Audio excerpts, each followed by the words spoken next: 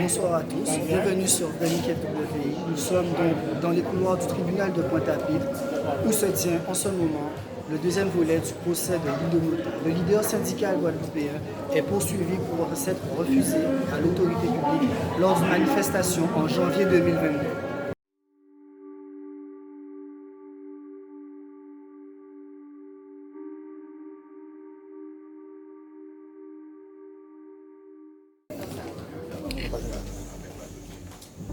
Bâtonnier, un petit mot.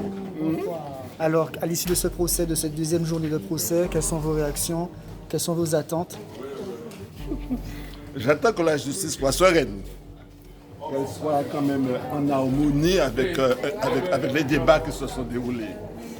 Bon, on a vu un ministère public complètement perdu dans son réquisitoire, cherchant à donner du sens à un procès.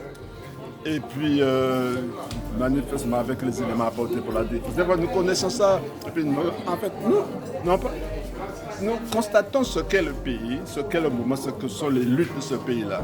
Et il nous suffit de le dire pour faire comprendre des choses. En réalité, on a voulu, comme on l'a dit, ridiculiser. C'était ça. Montrer à la population que vous ne pouvez pas avoir de dirigeants qui sont intouchables, etc., qu'on peut vous écraser.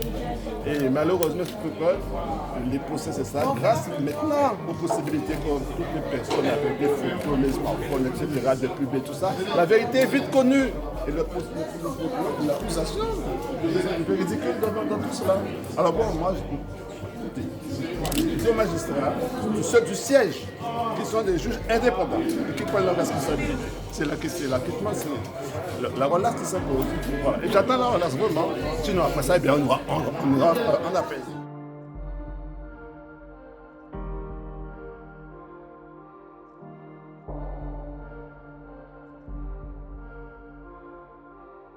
Et la réalité de ce qu'on veut condamner M. Domota parce qu'il est un bouc émissaire, parce qu'il est un porte-parole, il est un porte-drapeau, et que ce dossier a été monté de toutes pièces. Et je crois ce soir que le parquet s'est ridiculisé en poursuivant M. Domota. On essaie de faire tenir une accusation qui ne tient pas, et du coup on demande une condamnation qui n'a plus aucun sens. Mais tout s'est effondré dans ce dossier, à telle enseigne que j'ai même cru comprendre qu'on taxait les policiers d'avoir sabordé volontairement le dossier, ce qui est quand même une hérésie juridique. On a un dossier qui ne tient pas. Il y a à l'évidence une vidéo qui démontre la réalité des faits, c'est-à-dire qu'Elie Domota a été victime de violences policières. Et l'acharnement démontre que finalement, quand on veut construire un coupable, eh bien, on aboutit à avoir une victime qui est reconnue par tout le monde. Bonsoir Maître Bringard. Bonsoir. Est-ce que c'est la première fois que vous plaidez premièrement en Guadeloupe? Quelles sont vos réactions à l'issue de ce procès?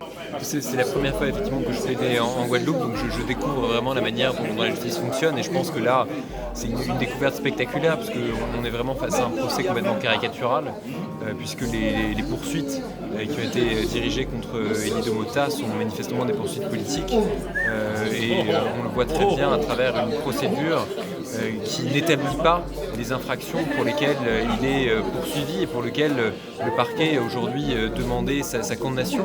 Donc c'est extrêmement regrettable d'en arriver là, surtout qu'on a vu ce matin, il y a eu plusieurs audiences renvoyées précisément pour permettre le débat de celle-ci.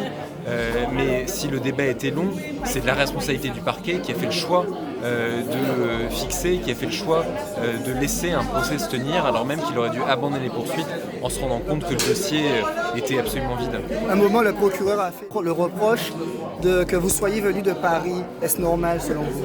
Non, c'est absolument pas normal parce qu'on voit que finalement il y a une forme de fébrilité aussi de sa part dans le fait de notre présence et dans le fait que on apporte aussi une autre dimension en tant qu'observateur de la métropole, observateur aussi spécialisé sur cette question des libertés fondamentales et du droit pénal international.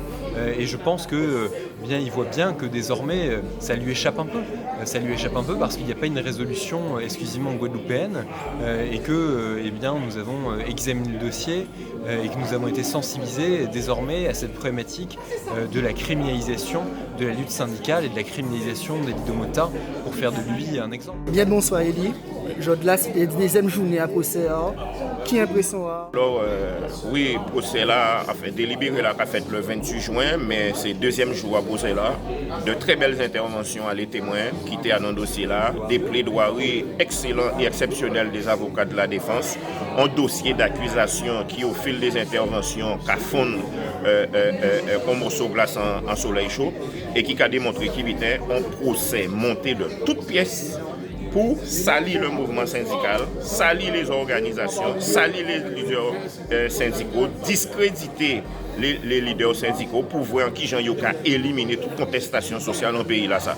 Donc, le procès là, ça a prouvé en bitin, c'est un procès politique contre tout le monde qui a osé dire à l'État français qu'il n'y a pas d'accord avec la politique qu'il a appliquée ici. Et nous avons sorti renforcé et nous avons invité tout Guadeloupéen à participer massivement dans toutes les manifestations qui avaient ces jours-là, ça particulièrement à l'occasion du 27 mai. Donc, c'est l'État qui décide ça. Bien sûr, parce qu'en fin de compte, violence contre la police, ça n'existe pas.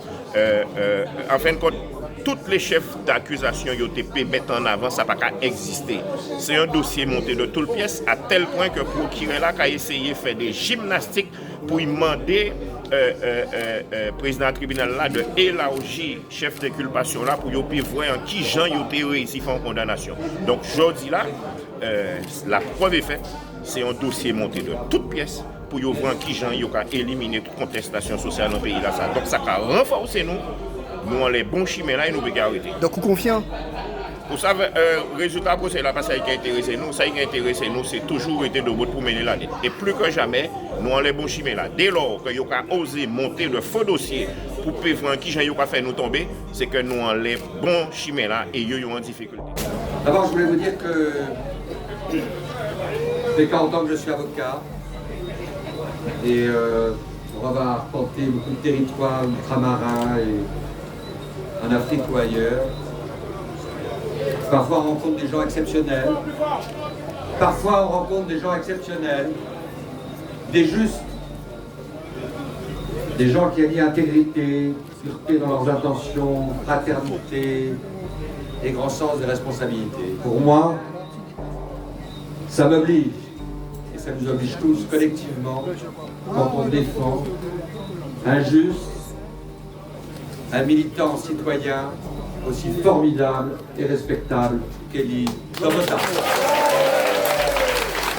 Voilà, dire aussi, je salue aussi mes confrères guadeloupéens qui ont été formidablement hospitaliers, accueillants, qui nous ont fait confiance et avec lesquels j'ai retrouvé la musique formidable, la musique universelle celle qui peut peut-être sauver l'humanité de toutes ces menaces et qui la déshumanise. Et cette très belle musique, c'est celle de la solidarité et de la fraternité. Donc, de multiples manches et qu'est-ce d'autre, et nous bien dit dès le départ, c'est-à-dire à partir de répression qui fait en fin 2021, bien dit que nous sommes dans une répression politique contre le monde social, contre le monde d'humanité, d'égalité, de justice, et pour nous politiquement, mais là, politiquement, la politique aérienne, ça veut dire les bidets mesquins. Et ça qui arrive au soir, c'est que nous avons une pièce théâtre au soir là. Nous entrons en tant qu'avocats, nous venons dans une pièce théâtre, à nos films, à nos dessins animés. Qui veut dire, au départ, nous avons des poursuites qui ont circulé en l'air le fait que là, on va convoquer mon tribunal, on n'est pas payé là, on ne va pas mon là. Il faut nous attendre à ce que l'infraction-là que vous jugez là, c'est celle-là qui est évoquée là. Parce qu'il faut y préparer vers l'avocat, vers syndicats, les peuples là, il faut y pareil. Il ne peut pas convoquer par exemple pour un vol, et là on va arriver, il va dire pour viol. Il ne peut pas convoquer pour un abus de confiance, et là on va arriver, il va dire maintenant c'est pour mon coup. Et effectivement, devant cette situation-là, les procureurs sont sentis mêlés. Ils disent mais oui, mais finalement je demande la requalification. Nous disons non, suspension d'audience. Est-ce que nous l'avons là? Ça veut dire que le discours-là que nous avons porté là, eh bien il portait en termes de droit fondamental, en termes de liberté fondamentale, et il portait également en termes de logique juridique. Et ça, l'État ne pensait pas à supporter ça. Donc il faut être frappé, mon âme, il a symbolisé ça comme mal. Et ça qui fait. Or, quelqu'un a constaté, c'est que depuis tant et tant, bien tout ça qui fait, on en est capable de nous là. On en est où? Nous allons en juillet. Ça veut dire qu'à notre démarrage, on est manifester. Et surtout, nous constatons que tout ça nous dégrade dans les effets secondaires. On la privation des libertés fondamentales. On est aussi tout dégât ça fait en termes d'éducation scolaire. Et bien à présent, on faut se travailler de ça. Il y a une commission sénatoriale qui réunit ça. Ça veut dire que nous avons une raison, camarades, et que combat que les Guadeloupéens menés, combat que deux moutons menés, combat que les Palestiniens menés, sont un combat qui vit neuf, on phare. Et c'est ça. Le problème que nous avons fait, nous, c'est que, en tant qu'ethnie Guadeloupe, nous ne pouvons pas être le phare. Or, nous, c'est le phare, camarades. De même qu'en 2009, c'était le phare pour effectivement le président arabe. Je veux encore, fais-nous le phare en termes de pensée alternative à la pensée d'État et à la pensée libre. Donc, camarades, qu'est-ce dans le procès, nous parler, pour qui nous parler? Nous parler parce qu'effectivement, c'est nos leaders qui parlent. Non, c'est les leaders de Mouta. Nous parler parce qu'il y a un collectif qui parle. Et nous parler parce qu'ils ont parlé. Donc, camarades, nous allons continuer comme là. Je vous dis que nous payons. Faut un moment, ils ont dit, là, ils n'ont pas humilié, là, ils n'ont pas mis à terre, c'est tout Guadeloupéen qui ont pas mis à terre. Et c'est ça qu'ils ont fait. C'est ça qu'ils ont voulu faire. Ils ont dit mentir à eux. Et c'est ça qu'ils ont voulu faire. Et après-midi là, nous démontrons parce que nous sommes témoins, parce que nous organisons pour cela ça. Et en plus, nous avons une belle force pour William, Vincent et Christelle qui étaient là, qui n'ont pas plaidé, mais qui étaient là avec nous. Nous venons nous qu'elle n'est pas tout seule, que la France, et c'est ça nous pas dit à longueur de temps, à pas une question de couleur de peau. Là où pas senti loin, mais pays là ça, mais nous tous y'en à l'autre. Nous paie blanc, nous paie jaune, nous paie nègre, nous bien fouter pas mal, à pas problème en nous. Et c'est ça nous démontrer pour qu'il est là après-midi là. Et si vous voyez, l'État français pète la face en procès là, ça, ils ont en difficulté en Guadeloupe à dire ça. Parce que là, on va poursuivre nos motards, on va pète filao, on va venir dans l'audience pour raconter nous, c'est pas ça, nous faisons d'autres gens, nous constituer le dossier là, d'autres gens, c'est qu'on commence à sentir faible. Et nous déjà senti ça la première fois là, les procureurs la vigne, il dit, il a demandé on connexité, il a demandé on renvoi, il a demandé on supplément, nous même pas comprendre qu'il a été vu, on sait de nous comprendre que c'est, il a été pris. Il a été pris parce que là où vous voulez fabriquer un coupable, ou pas reconnaître une victime. C'est ça qu'ils ont arrivé faire, jeudi là, et à la limite, en veut disant ton bitin, peu importe décision là, ils prend là, parce que nous chagronnons. Jeudi là, procureur là et l'État perdent de crédibilité à eux devant toute la Guadeloupe, parce que c'est toute la Guadeloupe qui a gagné nous. Et si vous voyez la Guadeloupe, gardez ça et fait après-midi là, vous savez que Domota, j'ai gagné, vous pouvez faire ça, vous voulez. Et ça, vous ne pouvez pas rêver si ça. Non, mais ça qui commençait par dire, c'est féliciter les témoins depuis le 7 avril, les bons matins là, pour qualité à intervention. D'accord? Parce que ça nous a décidé de faire, c'était mettre l'État français en accusation par rapport à toute atrocité qu'il a fait Guadeloupe et Sibi. Et bon matin, les deux derniers camarades qui interviennent, c'est camarades Verdol qui interviennent dans les questions à chlordécone. Il y a toute atrocité l'État français organisé, empoisonnement qu'il a organisé, et camarade Anne-Marie qui parlait des violences policières et notamment violences qu'il a subies les arrêtés au mois de janvier. Un grand rouleau bravo aussi pour les avocats. Camarades, les gens qui ont eu la chance d'être dans ce là, dans sa thèse, ils ont tout. Ils ont après l'autre, sous des angles différents. Ils ont ramassé procureur là, ils ont ramassé avocat, ces gens là, ça a été extraordinaire. Extraordinaire. Parce qu'en fin de compte, ça il nous faut bien comprendre, c'est un procès qui était monté de toutes pièces.